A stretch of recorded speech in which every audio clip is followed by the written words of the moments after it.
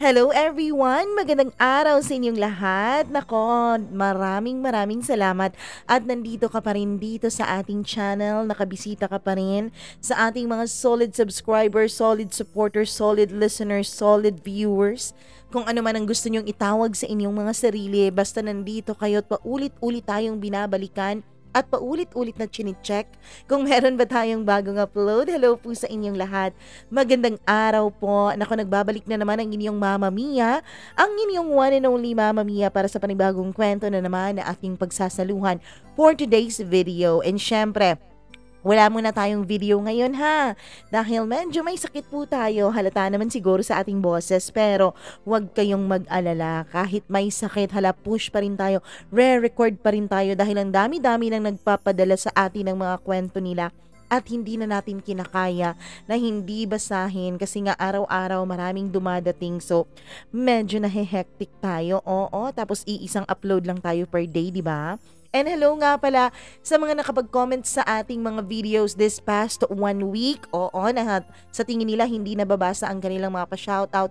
Opo, kasi 1 week po tayong hindi nag-recording, nag-advance po tayo. Baka akala nyo kung saan ako nagliwaliw. Meron po kasi kaming mahalagang event. O, kaya nag-advance tayo ng recording. But for now, dahil nga sa event na yon, napagod tayo. Eto, kailangan nating mag-record ng walang video. Hi kay Florence Gallego, maraming salamat.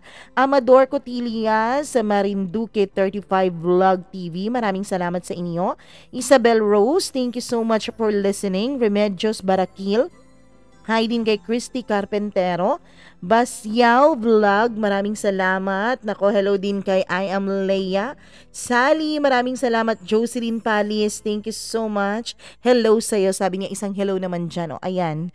Magdalena Garcia, maraming salamat sa pakikinig. Nene Palmares from Las Vegas, USA. Thank you so much at hindi ka nagsiskip ng ads. Hi din kay Glazar 9855. Maraming salamat, Gail Easy. Gerald Ribenito from Aklan. Thank you so much, Glazar 9885. Thank you sa pakikinig naman. Kay Lucille Galinea. Hi Lucille. Lucille. O, Lucille pala rin. Mali pa pronunciation. Lucille Galinea. Hi kay Jasmine Dirado. Maraming salamat sa pakikinig. Leonie Hiso. Evelyn Sarosas. Maraming salamat. Marilyn Castillo. Jinky Beruela. Atel Alejo. Tris NGTV. Tristan TV. Tama po ba? Tristan DGTV. DGTV pala yun. Lorena Siptimo, maraming salamat. Adele 24 Narido. Adelfa Bakay from Saudi Arabia. Maraming salamat. Elizabeth Lagunday. Hi din kay Papi 2894. Maraming salamat. Len Laksa, thank you so much sa pakikinig. Patiusa, maraming salamat po at sa lahat po ng nag-comment, pasensya na po at hindi natin mababasa lahat. Pero atin pong pipilitin at syempre atin pong ita-try na basahin ang inyong mga next na mga pa-shoutout. Anyways, andito na po tayo sa panibagong kwento natin kaya wag na nating patagalin dahil alam kong excited ka na for our today's video. Dito lamang sa paborito niyong programa, ang Dear Mama Mia.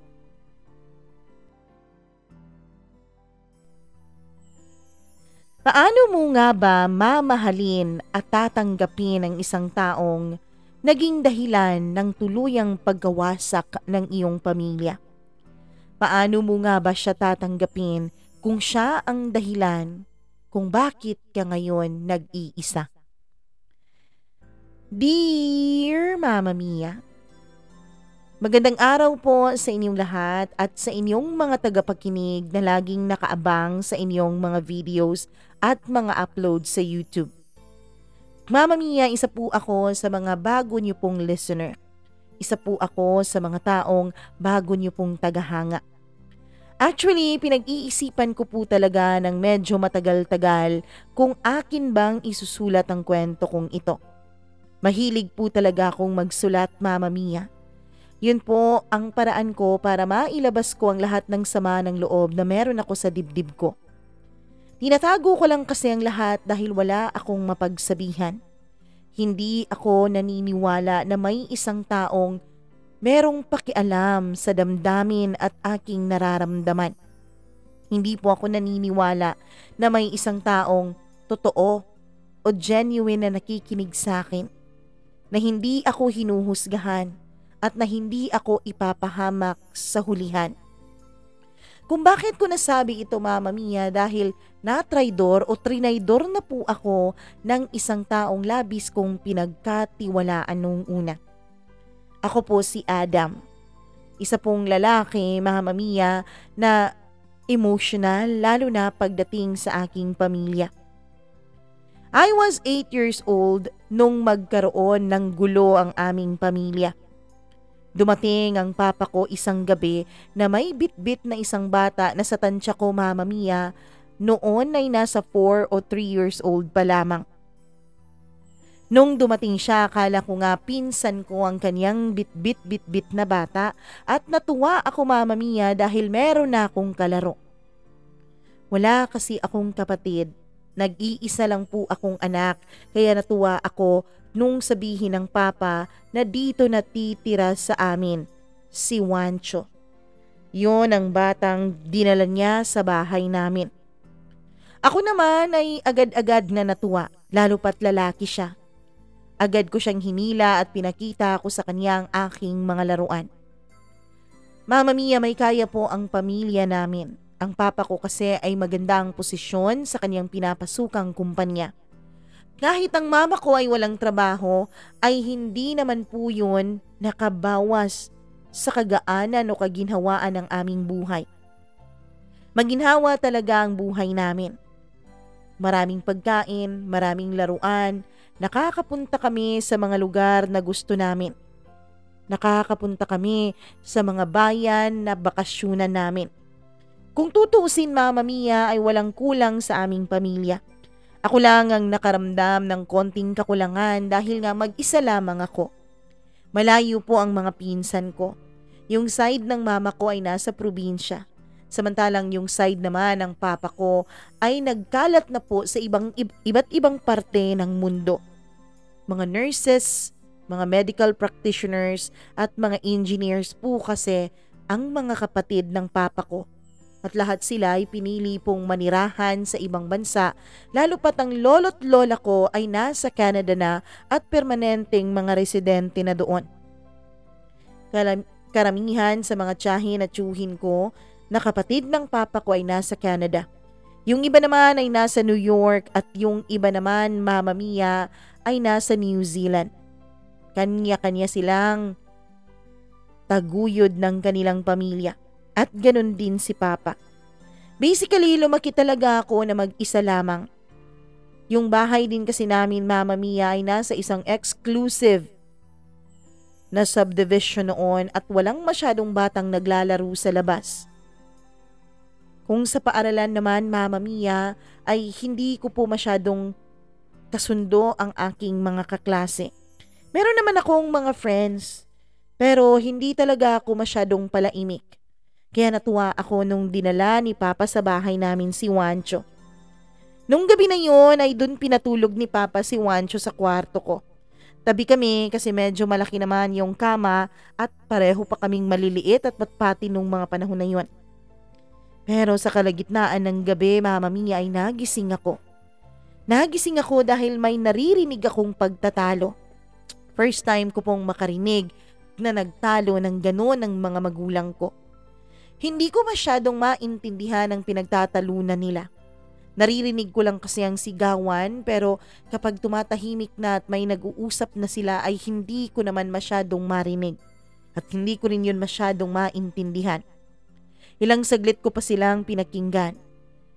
Nung una ay hindi ko pa alam kung anong gagawin ko o kung anong sasabihin ko. First time kasi yun, Mama Mia, kaya bilang batang katulad ko noon na 8 years old pa lamang ay medyo na-shock po ako. Ilang saglit pa ay nakapagdesisyon akong bumaba at tignan sila sa kanilang kwarto. Pero wala sila doon, nasa may kusina pala sila. Nakapatay pa ang ilaw nung mga panahon na yun. Binuksan ko yung ilaw at nagulat sila nung makita nila ako. "Adam, anak, anong ginagawa mo dito?" tanong ng mama ko. Bakit po kayo nag-aaway? Hindi kami nag-aaway, anak. Nag-uusap lang kami ng daddy mo. Pero po nakarinig po ako ng mga sigawan eh. Sige na Adam, matulog ka na doon. Bumalik ka na sa pagtulog mo, hindi kami nag-aaway ng mami mo. Sagot naman ng daddy ko. Agad akong pumasok sa kwarto ko, Mama Mia. Sinunod ko ang mga magulang ko. Pagkatapos ng gabing yun ay napapansin kong parang hindi masyadong nag-iimikan ang aking mga magulang. At kapag wala ang papa, ay laging pinag-iinitan ng mama ko itong si Juancho. Juancho, wag ka nga dyan.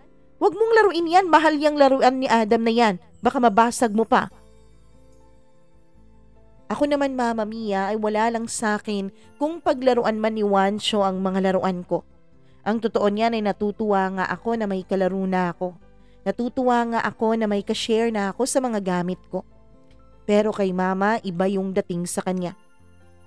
Kapag nasa bahay naman si Papa ko, ay hindi naman masyadong palaimik si Mama. Si Papa lang ang nakikipaglaro sa aming dalawa ni Juancho. Lumipas ang isang taon ay nag-aral na rin si Juancho, pero hindi siya doon sa paaralan ko nag-aral dahil wala naman pong nursery doon. Ang laging kasama ni Juancho kapag nag-aaral siya ay yung katulong namin. Ako naman ay inihahatid sundo ako ng mama. Hanggang sa unti-unti ay lumaki na kaming dalawa ni Juancho. Nagkaroon na rin ng sariling kwarto si Juancho sa bahay namin. Hindi rin lumalabas masyado si Juancho sa kanyang kwarto lalo na kapag wala si daddy. Ako na lang ang pumupunta sa kwarto niya para makipag-usap at syempre para rin makipaglaro. Pareho kaming mahilig mag-drawing ni Juancho. Pareho din kaming mahilig sa mga online games, Mama Mia. Sa mga games sa computer o family computer noon. Kaya naman nagkakasundo talaga kaming dalawa. Adam, parang ayaw sa akin ng mami mo, no?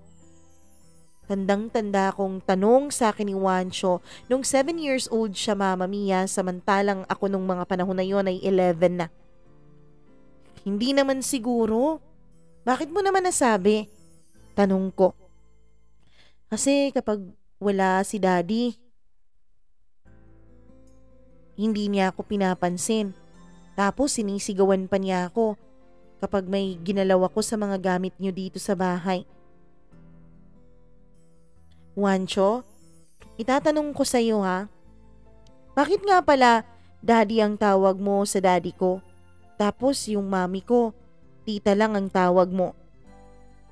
First time ko yung itanong sa kanya, Mama Mia. Kasi nung unang dumating si Juancho sa amin ay tinanong ko ang daddy ko kung bakit daddy ang tawag sa kanya ni Juancho. Ang sabi niya kasi sa akin ay nakasanayan na raw yun ni Juancho, Mama Mia, dahil close daw siya sa mga magulang ni Juancho. Nung mga panahon na yun, dahil nga 8 years old pa lamang ako ay wala pa akong masyadong maraming tanong tungkol sa mga bagay na ganon. Pero nung nag-11 years old na ako, Mama Mia, ay may napapansin na talaga akong kakaiba. Hindi ko mapinpoint kung ano. Hindi ko alam kung ano ang gusto kong itanong. Basta parang may gusto akong malaman na ewan. Hanggang sa sinagot nga ako ni Juancho. Akala ko ba alam mo? Akala ko ba alam mo na siya rin ang daddy ko? Hindi mo siya daddy. Daddy ko siya. Sabi ko. Daddy ko nga siya. Sagot naman niya. Siguro Juancho hindi mo pa naiintindihan kung ano yung daddy at mommy, ano?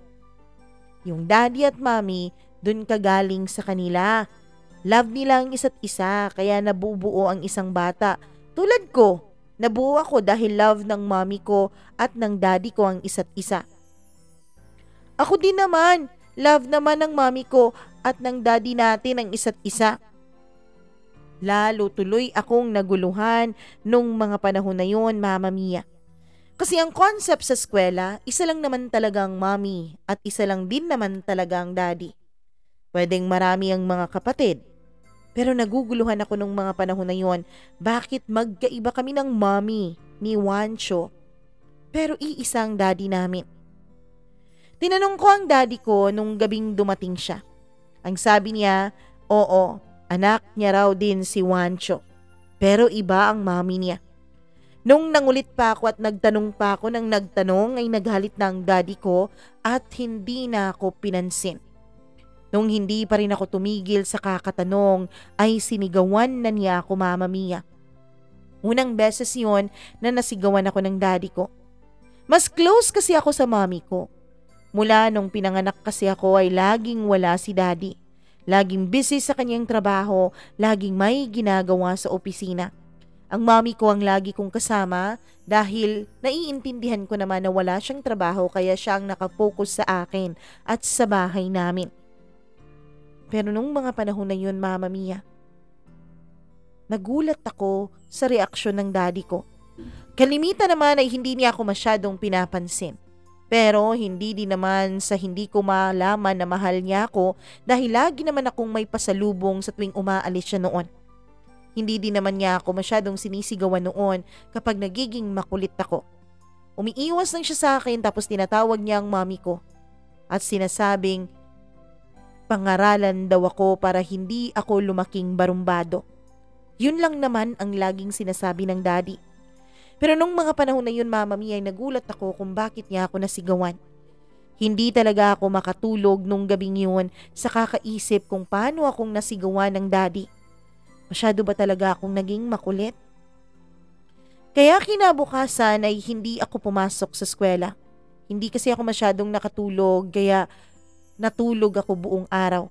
Ginigising ako ng mami ko pero ayokong bumangon. Mag-aalas 10 na noon ng umaga nung bumangon ako at wala ang aming kasambahay, pati na rin si Wancho dahil pumunta ito sa kanilang paaralan. Ang daddy ko naman ay nagtrabaho na. Ang mami ko lamang ang inaabutan ko sa may sala namin na nanonood ng kanyang paboritong palabas sa TV at nananahi. Lumapit ako sa kanya. Mama Mia, sinalat niya ang noo ko sa pag-aakala niyang nilalagnat o may sakit ako. O wala ka naman palang sakit. Bakit hindi ka bumangon kanina, ginigising kita? Late ka na tuloy. Bukas ka na lang pumasok, buti na lang at wala kayong exam ngayon. Mami, may tatanong lang ako sa'yo. Sabi ko. O ano yun?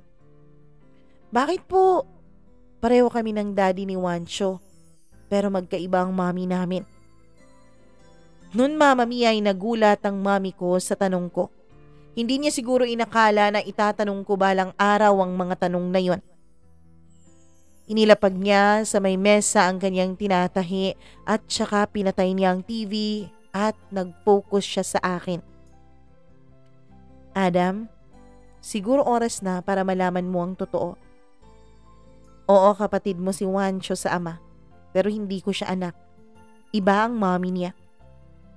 Paano po nangyari yun? Sabi sa school namin, iisa lang ang mommy at iisa lang ang daddy tapos yung mga magkakapatid pwedeng marami. Ganito kasi yun, Adam.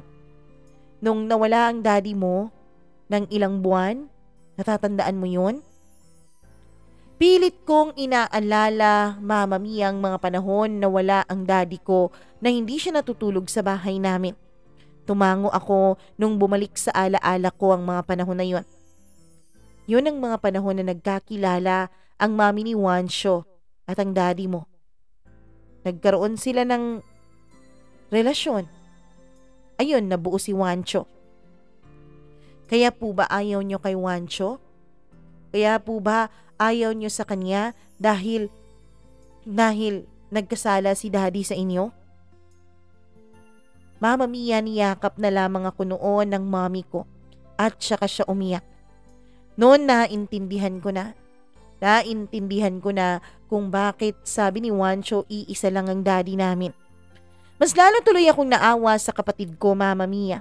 Kasi hindi nga siya pinapakitaan ng maganda ng mami ko. Lagi siya nitong sinusungitan. Minsan pa nga ay pinaglilinis pa siya ng garden.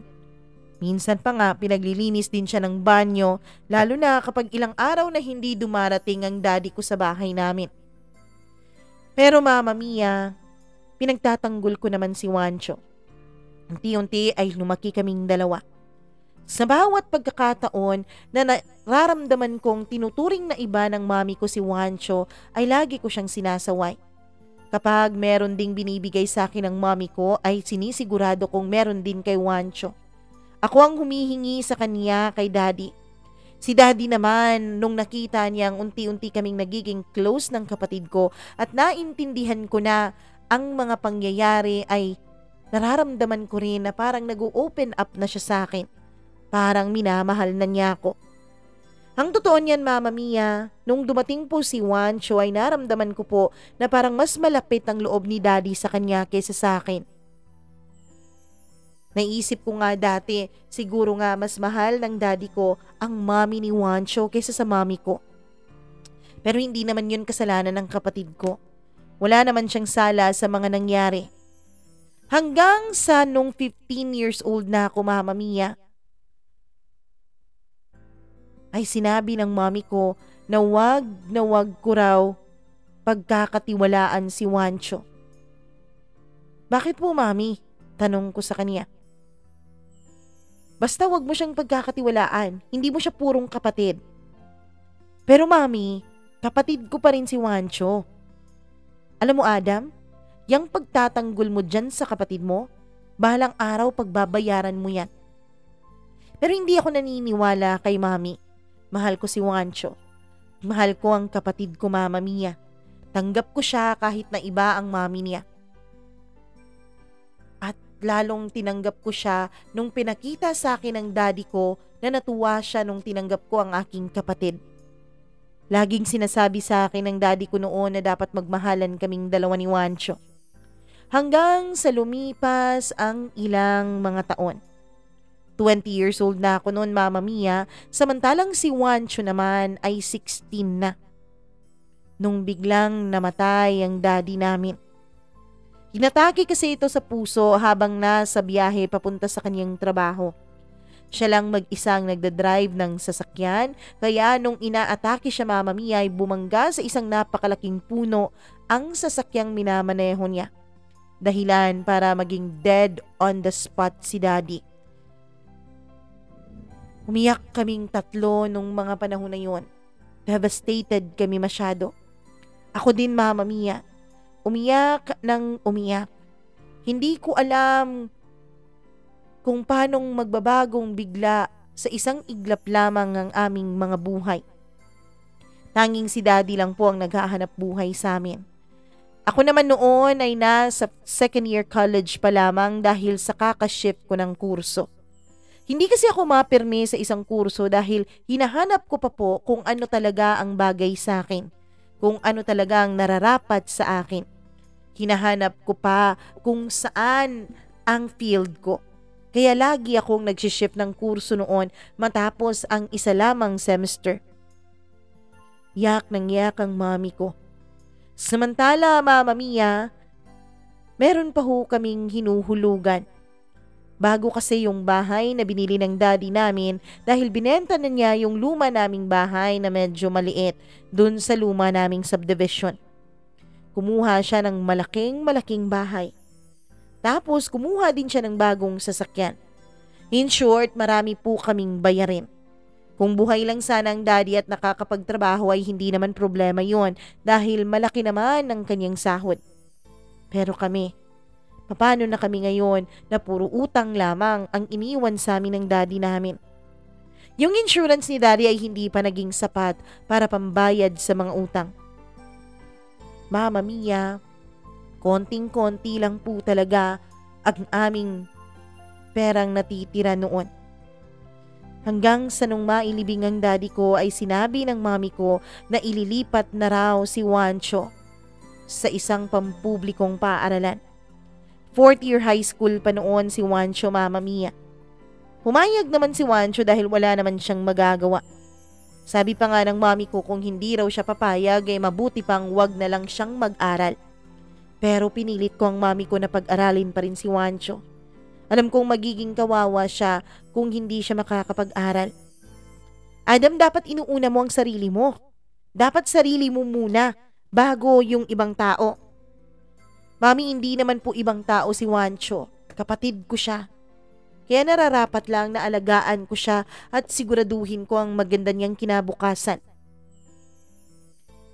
Nagtalo pa kami noon ng mami ko. Ang sabi pa ni Juancho ay payag naman daw siya kung talagang patitigilin siya. Total naman ay hindi masyadong matalino ang utak niya. Siguro nga hindi raw siya nagmana sa daddy namin. Siguro nga nagmana daw siya dun sa kaniyang mami na hindi raw matalino kasi nga pumatol sa lalaking may asawa. Naawa naman ako sa kapatid ko kaya pinilit ko talaga ang mami ko na pag-aralin siya. Buti na lang at napilit ko ito, Mama Mia. Paano ka? Ikaw ang titigil sa pag-aaral? Pwede naman po, Mami. Pwede naman akong magtrabaho kasi graduate na naman ako ng high school. Hindi po pwede yan. Anong magiging buhay mo, Adam? Sanay ka na marangya ang buhay mo. Hindi po pwedeng magiging kahig isang tuka ka. Pero Mami, kung talagang wala ng choice, ito ang gagawin ko. Okay lang naman yun. Tsaka kapag nakapag-ipon na ako, makakabalik din naman ako sa pag-aaral ko. Pero Mama Mia, hindi talaga pumayag ang Mami. Hanggang sa isang linggo ang lumipas matapos naming mailibing, ang daddy ay kinausap ako ng isa niyang kapatid na nasa Amerika na. Nagsabi niya pag-aaralin daw niya ako pero dun sa Maynila. Nandun din daw kasi ang iba niyang mga pamangkin na anak ng mga pinsan niya at dun niya pinag-aaral. Ako naman para makapag-aral ay pumayag ako. Pero sa likod ng pagpayag ko, Mama Mia, ay ang pag-aalala. Nag-alala ako para sa kapakanan ng kapatid kong si Juancho. Kung noon nga na nandito pa si Daddy at nandito pa ako sa bahay namin, ay kung minsan inaalipos na siya ni Mami, paano pa kaya ngayon na pareho na kami ng Daddy ko na wala? Ako mag-aaral sa malayo samantalang yung Daddy ko ay hinding-hindi na makakabalik pa. Mama Mia, nakiusap sa akin noon si Juancho. Nakiusap siya sa akin na sana daw, hindi ko siya iiwanan. Pero ang sabi naman ng tita ko ay tsaka na lang susunod sa akin si Juancho. Kapag college na raw ito. Wala akong nagawa. Hindi ko naman kasi pera ang ipangpapaaral ko sa sarili ko, kundi pera ng tita ko. Kaya pumunta ako ng Maynila. Si Juancho ay naiwan sa poder ng mami ko. Matapos ang isang semester, Mama Mia, ay bumalik ako sa probinsya namin. Gulat na gulat ako nung bumalik ako. Nakita ko kasi na close na masyado si Juancho sa mami ko. Sabay pa silang sumalubong sa akin sa airport nung bumalik ako. Kumusta ka na? Namiss ka na namin. Sabi ng mami. Ayos lang ako, Mami. Kayo, kumusta? Ayos lang din kami, kuya. Ayos lang kami ni Mami. Nagulat ako, Mama Mia, dahil Mami na ang tawag ni Juancho sa mami ko. Wow. Nawala lang ako, nagiging close na kayong dalawa. Dapat pala, nun pa lang kami umalis ni Daddy para maging close kami. Anak, naisip ko kasi wala na ang daddy niyo. Kaya dapat tayong tatlo na lang ang magtutulungan. Isa pa, tignan mo tong si Juancho, oh. Nakakatuwa. Tignan mo yung mukha. Habang tumatagal, nagiging kamukha ng daddy mo. Mama Mia, totoo nga. Nagiging kamukha nga ng daddy ko itong si Juancho. Ako naman siguro nga nagmana ako sa side ni na Mami, kaya hindi ko kamukha si Daddy. Natuwa ako nung nagbakasyon ako dahil nakita kong close na close silang dalawa.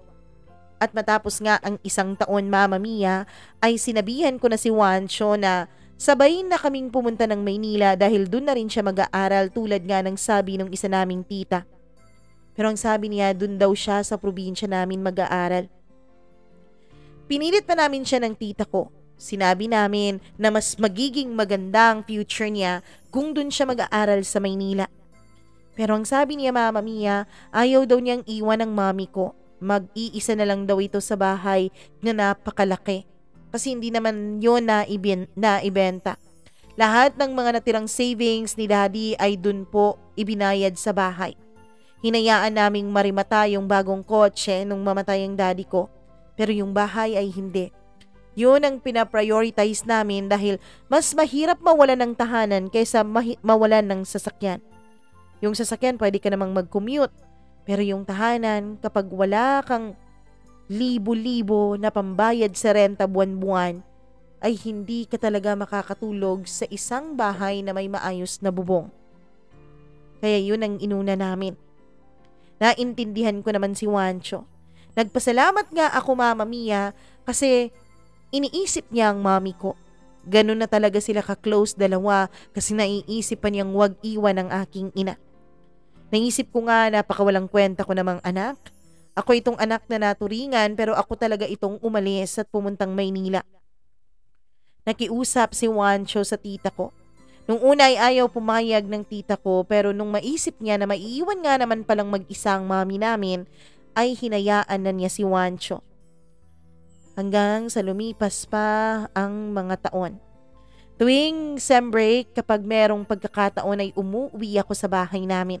Kasi nga, Mama Mia, yun lang naman talagang panahon ko na mahaba-haba para makapagbakasyon. Pero nung nag-third year na ako at nag-fourth year, ay hindi na ako masyadong nakakauwi. Masyado na kasing naging busy sa pag-aaral. Marami nang kailangang gawin sa paaralan. Mga requirements, mga defense, mga papers at kung ano-ano pa. Isa pa na pabarkada din ako, Mama Mia. Nagkaroon na rin ako ng mga circle of friends at nagkaroon din ako ng girlfriend. Alam mo naman, kaming mga lalaki kapag nagkaroon ng mga syota ay nagiging priority talaga ang mga girlfriends namin. Siguro maiintindihan mo naman, Mama Mia.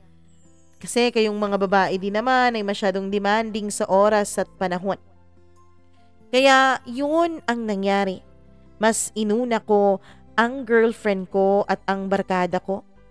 Hanggang sa graduate na ako ng college. Noong umuwi ako, akala ko nga, Mama Mia, ay nagtatampo sa akin ang mami ko. Akala ko nagtatampo siya sa akin dahil hindi ako masyadong nakakabisita sa kanila. Pero nung sinabi niya sa akin na ayos lang dahil naiintindihan naman niya, ay mas lalong lumakas ang loob ko. Pagkatapos ng graduation ay sa Maynila na rin ako naghanap ng trabaho. Hindi ko kasi maiwan-iwan yung aking girlfriend. Alam mo naman, kapag nagiging long distance ang relationship, ay mas lalong dumadami ang mga pagsubok. Kaya hindi ko hahayaan na mangyari yun sa amin ng girlfriend ko. Mas inuna ko talaga ang relasyon naming dalawa. Ayos din naman, Mama Mia, dahil meron naman ding mga magagandang trabaho dun sa Maynila. Na dahil nga doon naman ako graduate ay hindi naman ako masyadong nahihirapan na makahanap agad ng mapapasukan. Tuwing Pasko at New Year lang ako nakakauwi sa amin.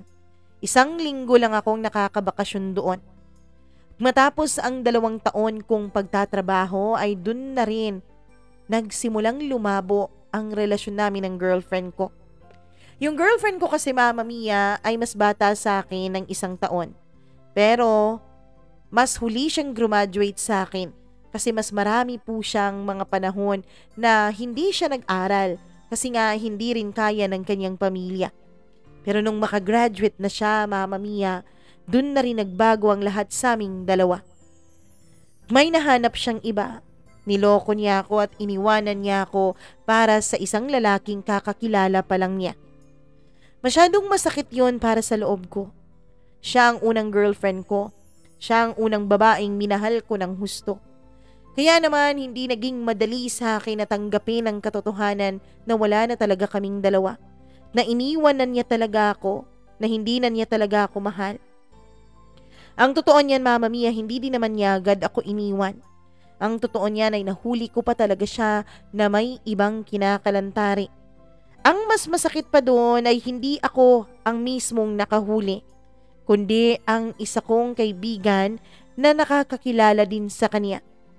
Lagi nila akong sinasabihan noon na mag-ingat daw kasi kapag masyadong clingy daw yung isang karelasyon, kapag umabot sa panahon na hindi ka na masyadong nakakapag-update, ay nawawala din ito.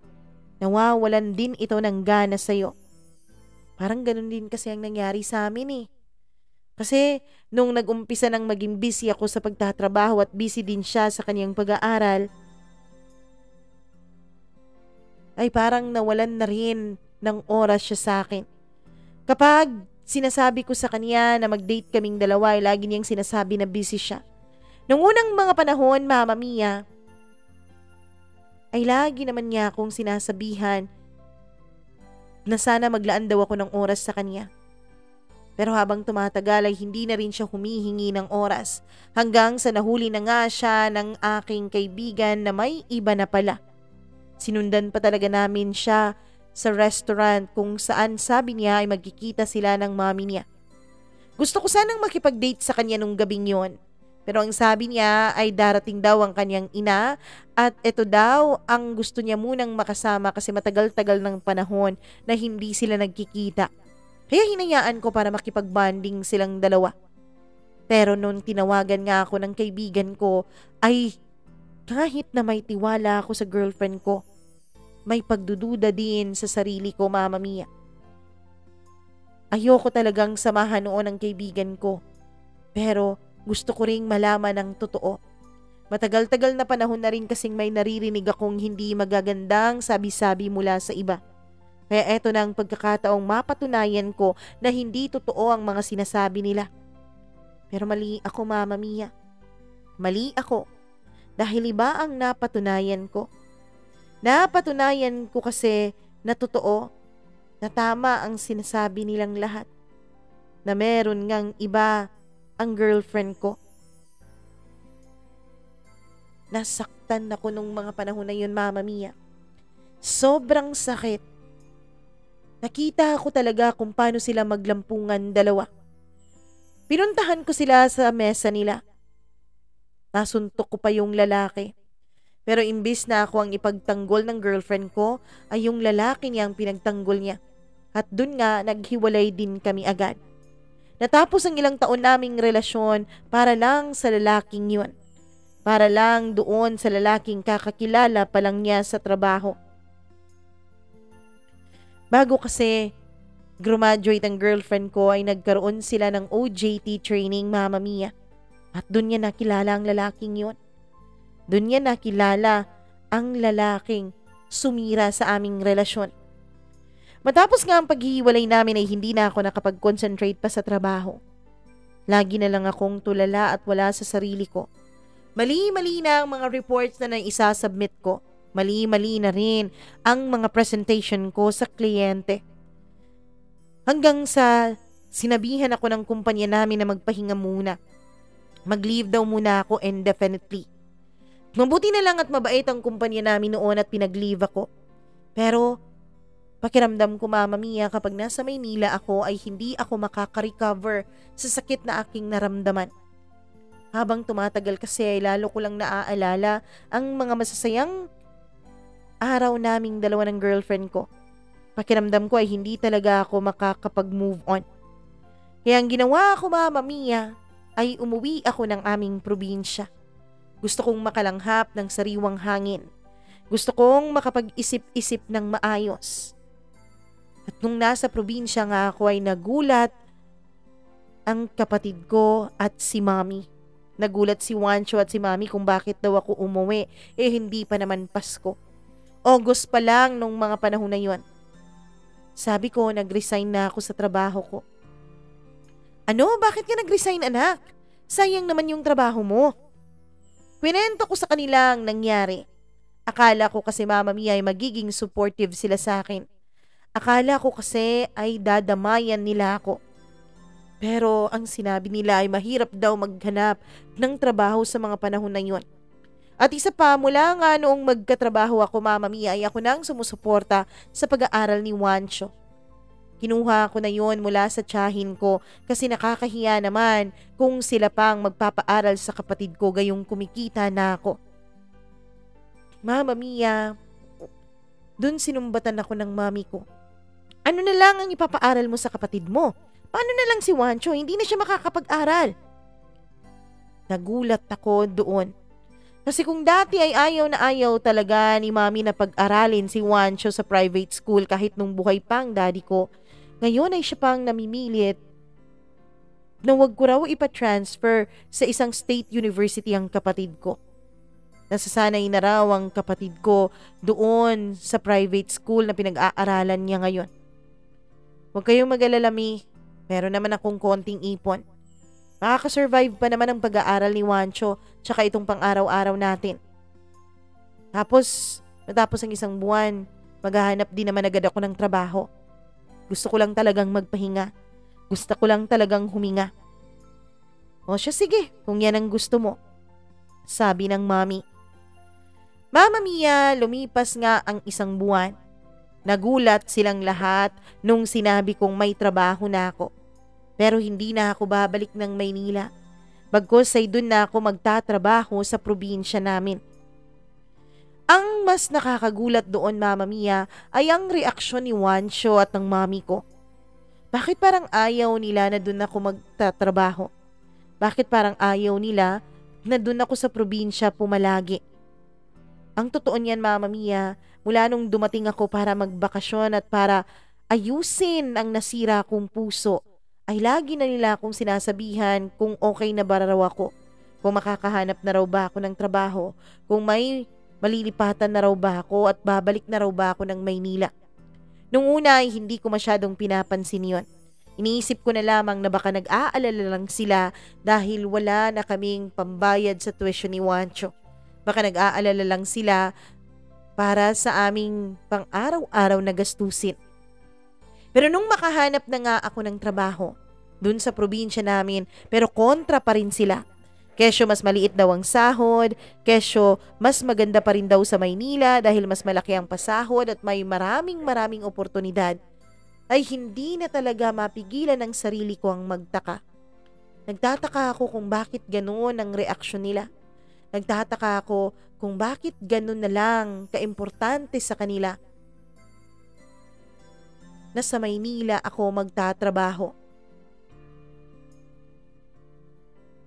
Napag-awayan na rin namin ang bagay na yon, Mama Mia. Sinabi ko, hindi ba nila nagustuhan na magkakasama na kaming tatlo? Hindi naman sa ganun, kuya. Ang sa amin lang ay mas magiging limitado ka dito. Doon, mas mamamayagpag ang karir mo. Ikaw nga, Wancho, sinabi ko naman sa'yo na doon ka mag-aral, di ba? Dahil mas magiging madali sa'yo ang makahanap ng trabaho kapag sa prestigious school ka doon na nag-aaral. Pero mas pinili mo dito sa probinsya. Dahil sabi mo nga, kawawa ang mami, walang kasama. Sabi mo rin, mas gusto mo dito sa probinsya dahil mas tahimik. Hindi ba pwedeng ganun din ang gusto ko? Anak, huwag mo naman sanang masamain ang sinabi ng kapatid mo. Ang gusto lang namin ay yung magandang career para sa'yo. Akala namin yun ang gusto mo. Sa ngayon, gusto ko munang dumito. Hayaan nyo na muna ako. Huwag kayong mag-alala. Hindi ko naman kayo uubligahin sa mga gastusin. Ako pa rin ang bahala sa lahat. Matapos kong sabihin yun, ay bumalik na ako sa kwarto ko. Hindi ko talaga mapigilan ang magtaka kung bakit gano'n na lang ang reaksyon nilang dalawa. Hanggang sa Mama Mia. Nung unti-unti na akong nagiging okay at unti-unti na akong lumalabas ng bahay kahit na wala akong trabaho at nakikihalubilo sa iba, ay dun na ako nakakarinig ng mga nakakadiri at nakakakilabot na mga kwento. Buti naman at umuwi ka na. Matitigil na ang kademonyuhan dyan sa bahay niyo. Kademonyuhan po? Tanong ko sa isang tsismosa naming kapitbahay. Oo, hindi mo ba alam? Ang alin po? Ay naku, wala ka talagang kaalam-alam. Sige na, mag-obserba ka lang dyan sa bahay niyo. Ayoko manggaling sa akin, baka sabihin tsismosa ako. Gusto ko sanang sabihin sa kanya na tsismosa naman talaga siya pero naintriga ako sa mga sinabi niya. Pero dahil nga chismosa siya Mama Mia ay hindi ko pa rin masyadong pinahalagahan o binigyang pansin ang kaniyang mga sinabi sa akin. Not until nung dumadami na po ang mga nasasagap kong iba't ibang balita. Mama Mia, sinabihan ko ang mami ko. Bakit ang dami-dami ng mga chismosa sa paligid? Sabi niya kasi marami na raw ang mga bahay na nakadikit sa amin. Marami na rin daw ang mga babae dun sa amin na walang masyadong trabaho kaya ang pinagdidiskitahan ay ang buhay ng iba. Pero mami, matagal na kayo dito. Bakit wala kayong masyadong kaibigan? Tanong ko. Alam mo naman ako anak, ayoko sa chismis kaya hindi ako nakikipagkaibigan sa mga yan. Pero iba pa rin mami kapag may kaibigan ka dito. Iba pa rin kapag may natatawag ka. Kunwari may emergency dito sa atin. Wag naman sana. Naku, hayaan mo sila. Ayoko sa kanila. Sabi niya. Mama Mia, hanggang sa hindi ko na rin mapigilan subconsciously na magtanim ng kakaibang pagdududa kung ano nga ba talagang nangyayari sa bahay namin. Isang gabi. Maulan na gabi yun. Malakas na malakas ang ulan dahil merong bagyong dumating. Sakto pa talaga na sa kabilang bayan po ang unang landfall nung bagyo. At syempre dahil malapit lang din sa amin ay damay kami sa malakas na hangin at napakalakas na ulan. Nagising ako dahil sa sobrang lakas ng patak ng ulan dun sa aming mga bubong. Pagkagising ko ay sakto pa talagang walang kuryente. Siguro nga pinatay nung provider namin ng kuryente para iwas na rin sa mga disgrasya kung sakali mang may magkaroon ng mga sunog at baha. Kinuha ko ang cellphone ko. Ginawa kong flashlight ang torch part nito. Lumabas ako ng bahay. Lumabas ako ng kwarto ko at pumunta ako ng kusina para sana magtimpla na ng kape. Nakareceive kasi ako ng text message na wala kaming pasok sa araw na yun dahil sa sobrang lakas ng ulan. Sabi ko, pwede akong manood ng mga paborito kong pelikula habang nagkakape. Hindi ko kailangan na matulog agad-agad dahil hindi na rin naman ako inaantok. Habang nagtitimpla ako ng kape at habang nakikinig ako sa malakas na pagbuhos ng ulan, ay may naririnig akong mga ingay. Nung una akala ko lamang ay dala lang yun ng hangin o kung ng ano pa. Pero may naririnig talaga akong mumunting ingay. Ano kaya yon? Mga daga? Imposible namang may daga dito sa bahay. Napakalinis ng mami ko sa bahay namin. Sabi ko sa sarili ko. Nung bit-bit ko na ang kape ko Mama Mia, ay nadaanan ko ang kwarto ng kapatid ko. Bukas ito. Nakita kong bukas ang kaniyang pintuan kahit na madilim sa loob dahil nga sa torch ng cellphone na dala-dala ko. Dahil nga bukas ang kwarto ng kapatid ko ay pumasok ako doon Mama Mia. Pagbabaka sakaling baka gising pa siya. At kung tulog naman siya, isasara ko na lang ang pintuan. Kung gising pa siya ay makikipagkwentuhan pa sana ako sa kanya dahil nga sa hindi na ako inaantok. Hindi ko rin masyadong naaninag noon ang oras sa relo ko dahil hindi ko na tinignan yon. Agad ko nang tinignan ang torch part nung lumabas ako ng kwarto ko. Pero Mama Mia, nung makapasok na ako sa kwarto ng kapatid ko ay wala pong katao-tao doon. Gusot lamang ang kaniyang kama. Nasa sahig na nga ang kaniyang kumot. Akala ko nasa banyo niya siya. Tig-iisa kasi kami ng banyo sa kwarto namin. Ginantay ko siya. Tinawag ko pa nga ang pangalan niya pero walang sumasagot. Nilagay ko muna ang kape ko sa kanyang bedside table at saka binuksan ang banyo niya pero wala ding tao doon. Mama Mia, nagtataka na ako nung mga panahon na yon. Saan ba pwedeng pumunta ang kapatid ko? Sa kusina? Wala siya doon. Sa may sala? Tinignan ko naman doon na wala din namang tao doon. Sa may labahan ba? Sa may dirty kitchen ba? Paano siya pupunta doon nandito yung cellphone niya? masyadong madilim doon. At wala naman akong naaninag na ilaw na kahit na ano mula sa kusina dahil tanaw naman noon ang laundry area namin at ang aming dirty kitchen. Siguro lumabas. Pero bakit niya iiwanan ng cellphone niya? Mama Mia, nagtataka na ako nung mga panahon na yon. Kaya naisip kong puntahan sa kwarto ng mami ko ang kwarto ng mami ko para sabihin sa kanya na hindi pa ata dumadating si Juancho.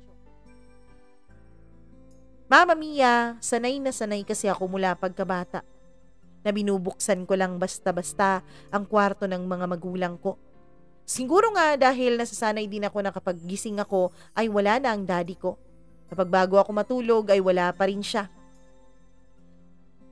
Pero isang nakakagimbal, nakakagulat na tanawin ang nakita ko, Mama Mia, nung bigla kong binuksan ang kwarto ng mami ko.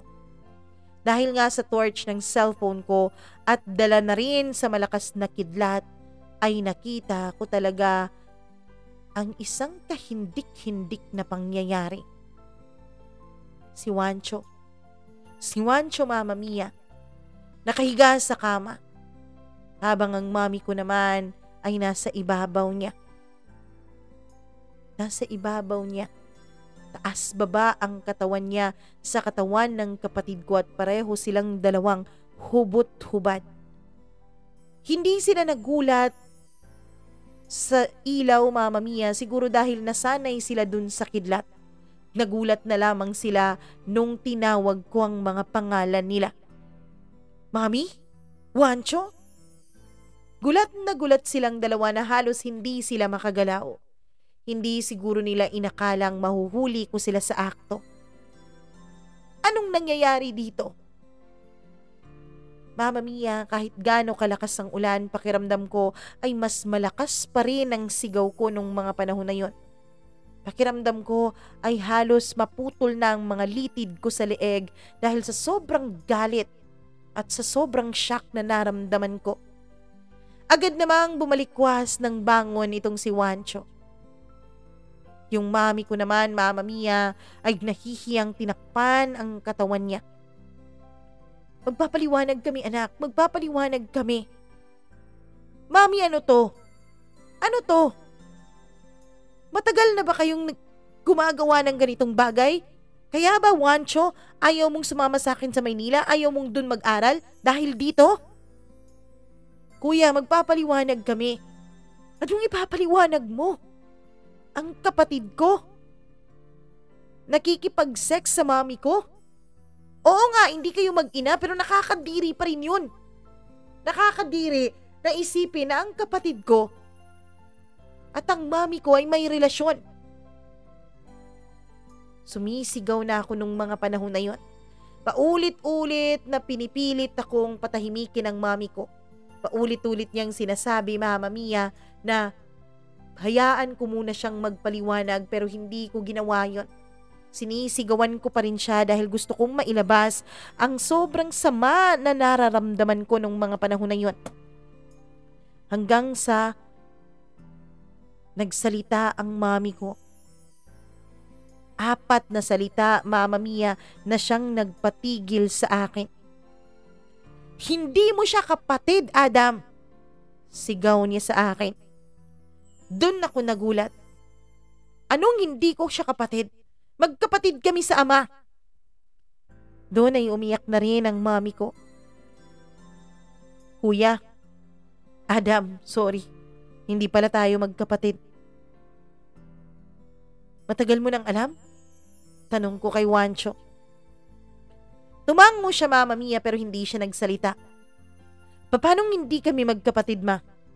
Mami, paano kami hindi magkapatid? Hindi kayo magkapatid dahil hindi ka anak ng daddy mo. Doon ako mas nagulat. Anong hindi ako anak ng daddy ko? Magkaapelyido kami. Magkaapelyido nga kayo pero hindi kayo magkapatid. Adam, kaya ako hindi magawang palayasin noon itong si Juancho sa bahay natin.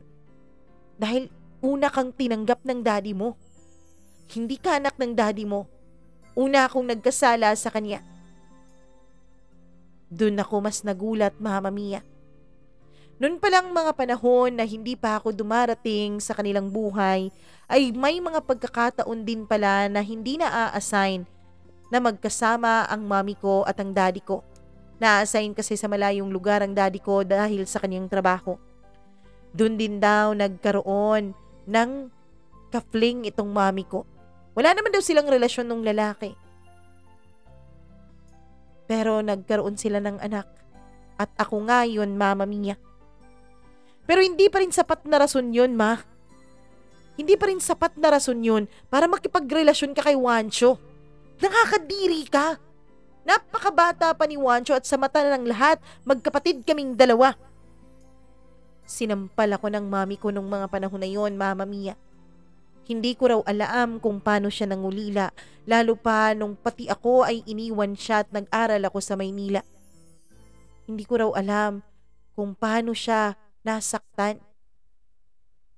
Nung mga panahon daw na nagkasala siya sa daddy ko, ay sinabi niya raw sa sarili niya na aalagaan pagsisilbihan niya ang daddy ko hanggang sa huli niyang hininga.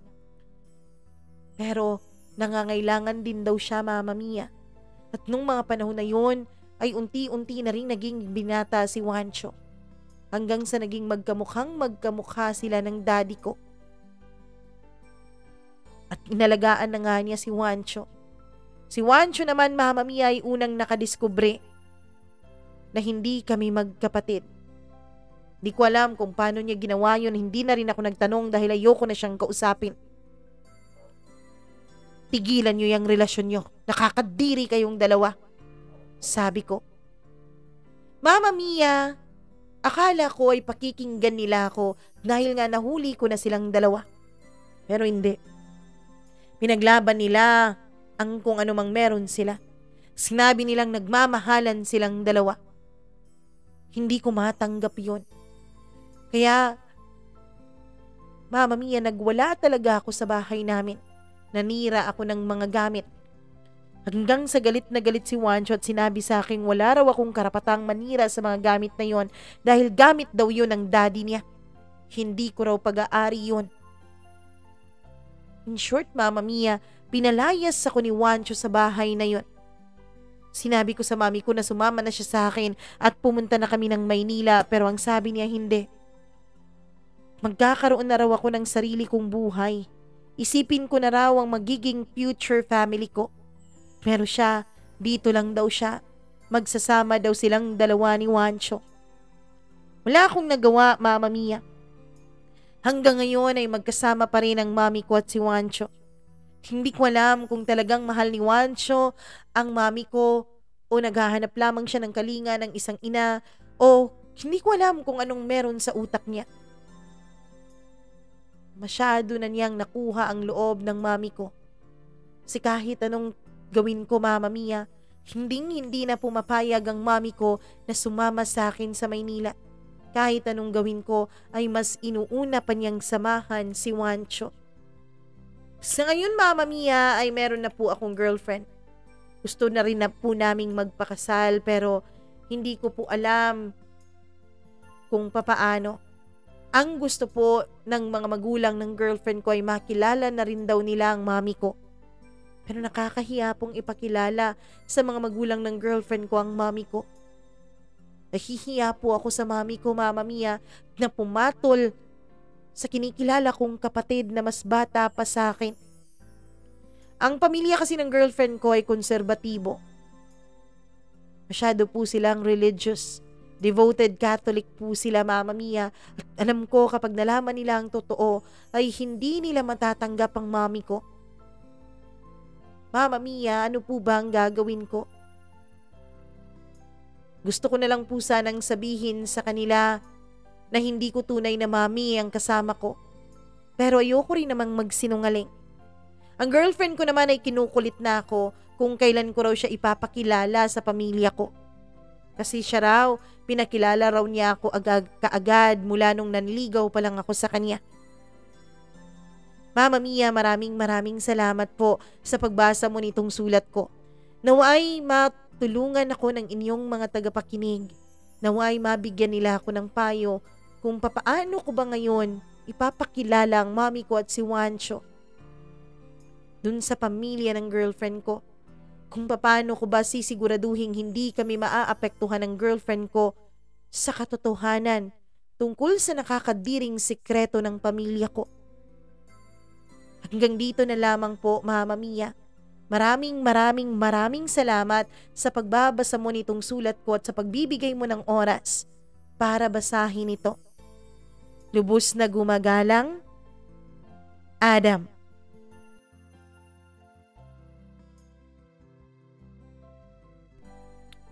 Naku, Adam!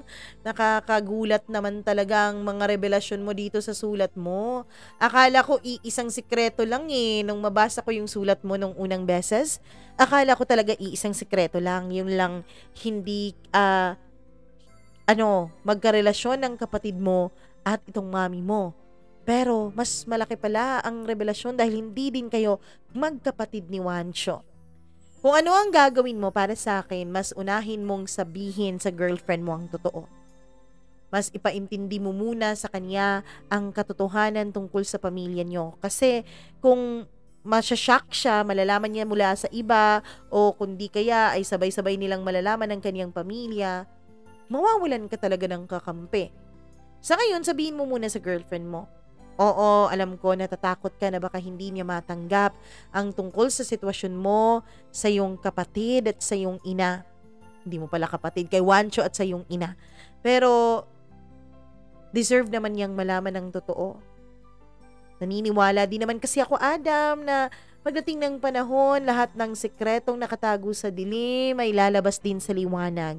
Kaya ngayon pa lang, dapat magmula na sa mga labi mo. Magmula na sa'yo, sabihin mo na ang totoo dyan sa girlfriend mo. Bago pa natuluyang wasakin ng madilim na sekretong yan ang inyong pagsasama at ang inyong relasyon. Oo, pwedeng hindi niya masyadong maintindihan. Pero kapag mahal ka talaga niya, pipilitin niyang intindihin ang sitwasyon mo dahil wala ka naman talagang kasalanan sa mga nangyari sa pamilya niyo. Wala ka namang kasalanan at ikaw ang pinaka-inosente sa lahat. Kaya sana, sabihin mo sa girlfriend mo, ipaintindi mo sa kanya para may katuwang ka na ipaintindi dun sa pamilya niya ang tungkol sa sitwasyon mo. At kung hindi ka man matanggap ng pamilya niya, at least alam mo, natanggap ka na ng girlfriend mo. Alam mo kung ipaglalaban ka niya o hindi. Okay, Adam? Sana may natutunan ka rin dito sa iyong mga naging karanasan.